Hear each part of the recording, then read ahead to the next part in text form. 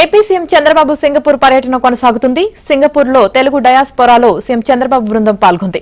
మంత్రి లోకేష్ మాట్లాడుతున్నారు. ఇప్పుడు లైవ్ చూద్దాం. పెద్దలు ఇప్పుడే చెప్పారు, ఎంఎస్ఎంఈ కంపెనీలు కూడా పెద్ద ఎత్తున ప్రోత్సహించాలని. దాంట్లో ఎలాంటి సందేహం లేదు. ప్రపంచవ్యాప్తంగా 80% ఉద్యోగాలు ఎంఎస్ఎంఈల ద్వారానే వస్తాయి.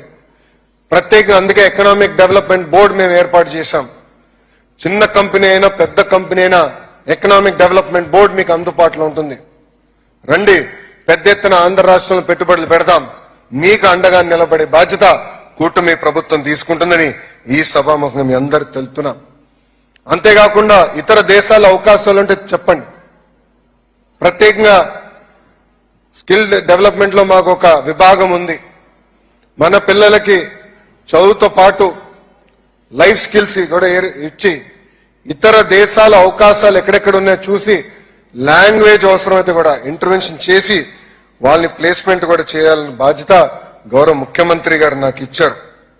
అందుకే ఇక్కడ ఉన్న మిమ్మల్ని అందరినీ కోరేది ఒకటే, అందరం బ్రాండ్ అంబాసిడర్స్ గా మారాలి. మన కంపెనీలో మనందరం మాట్లాడాలి. ఇది నేను ఎందుకు చెప్తున్నానంటే, టాటా సన్స్ చైర్మన్ చంద్ర గారిని కలిసినప్పుడు ఆయన ఒక మాటను అడిగా.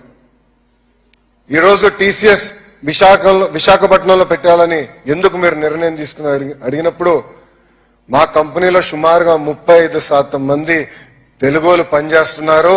వాళ్ళు పదే పదే ఆంధ్ర రాష్ట్రంలో బ్రాంచ్ ఓపెన్ చేయండి అని చెప్తున్నారు. వాళ్ళు ఒత్తిడి తట్టుకోలేక ఈ రోజు నేను ఆంధ్రప్రదేశ్ వస్తున్నా, విశాఖపట్నానికి వస్తున్నా అని చెప్తాం జరిగింది. Same thing with Cognizant, same thing with various other companies. అందుకే మీరందరూ బ్రాండ్ అంబాసిడర్స్ అవ్వండి, మాట్లాడండి. మీ కంపెనీ భారతదేశంలో పెట్టుబడులు పెట్టాలనుకుంటే మాకు తెలియజేయండి. ఆ పెట్టుబడుల కోసం పోరాడడానికి మేము సిద్ధంగా ఉన్నాం. మీరు చూస్తే మేము అందరూ ఒక యంగ్ టీం ఉన్నాం. ఈరోజు 50% ఫస్ట్ టైం ఎమ్మెల్యేస్ ఉన్నారు. దాంట్లో చాలా మంది ఎన్ఆర్ఐస్ కూడా ఉన్నారు. 17 మంది 25లో 17 మంది మంత్రులు ఫస్ట్ టైం మంత్రులు కూడా ఉన్నారు. చేయాలని తప్పంతో మేము అందరం ఉన్నాం. మీరు కానీ మాకు చేతి ఇస్తే ఆంధ్ర రాష్ట్రాన్ని నంబర్ 1 చేసే బాధ్యత మేము తీసుకుంటామని ఈ సభాముఖం మీ అందరికి తెలుపుకుంటూ, ఇక్కడున్న ప్రత్యేకంగా తెలుగు వారికి ఎన్ఆర్టీ ద్వారా కొన్ని విషయాలు చెప్పాలనుకుంటున్నాం. గతంలో ఏపీ ఎన్ఆర్టీ ఏర్పాటు చేశాం. అద్భుతంగా రవి గారి నాయకత్వంలో నడిపించాం. ఆనాడు చాలా మంది వచ్చారు. చిన్న చిన్న సమస్యలుంటే కూడా రవి ప్రసాద్ గారు పరిష్కరిస్తాం కూడా జరిగింది. అది స్ఫూర్తి తీసుకుని ఏపీ ఎన్ఆర్టీ 2.0 మేము రీలాంచ్ చేశాం. ప్రత్యేకంగా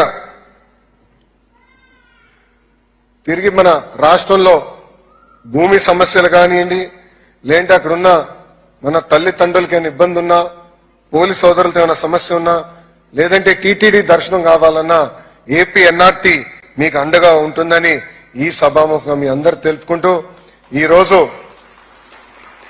నా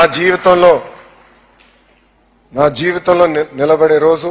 నేను ఎప్పుడు ఊహించలేదు సింగపూర్లో ఇంతమంది తెలుగులు వస్తారని. ఒక ఎనర్జీ కనపడుతుంది, చేయాలని ఒక తపన కనపడుతుంది. గౌరవ ముఖ్యమంత్రి గారు కూడా చెప్పాను నేను, సార్ 2014 నుంచి 19 వరకు కూడా ఇంత ఎనర్జీ నేను ఎప్పుడు చూడలేదు. ఇప్పుడు తెలుగులో కసి ఉంది.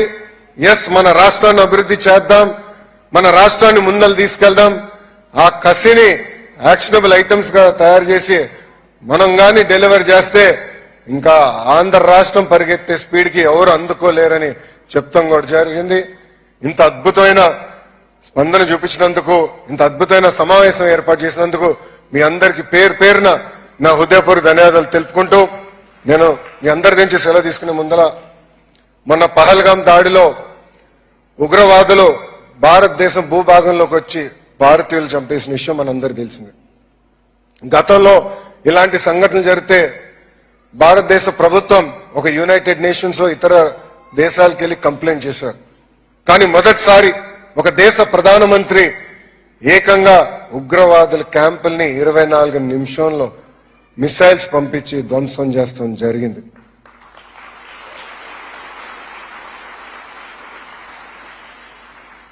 దాంట్లో భాగంగా మన భారతదేశంలో బార్డర్లో కాపలాగా ఉన్న జవాన్లు వాళ్ళ జీవితాలు పోగొట్టుకున్నారు.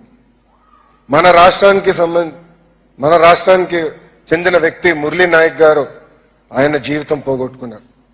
ఆయన కుటుంబంలో ఒకే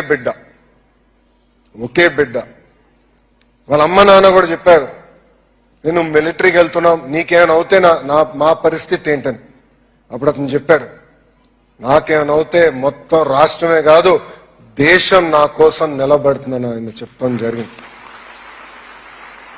అందుకే మనం తిరిగి ఎప్పుడు భారతదేశానికి వెళ్ళినప్పుడు జవాన్ని చూస్తే సెల్యూట్ ఇచ్చి మనం వాళ్ళ దారి ఇవ్వాలని మిమ్మల్ని అందరు కోరుకుంటూ, నా తర్వాత మీరు ఈ విషయం చెప్పాలి.